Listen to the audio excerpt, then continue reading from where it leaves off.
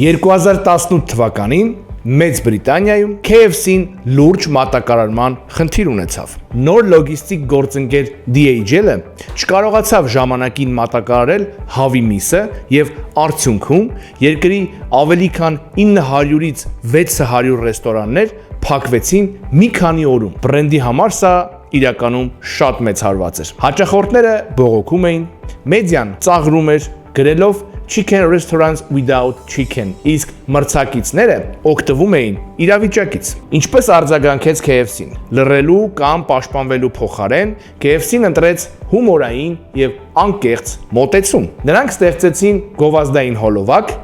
իրենց հայտնի դույլի բաքետի վրա, պատկերելով KFC փոխարեն FCQ։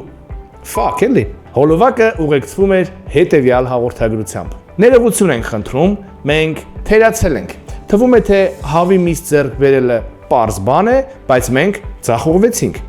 Շուտով ամեն բան կընթանա իր նախկին հունով։ Հոլովակը միանգամից մեծ տարածում գտավ։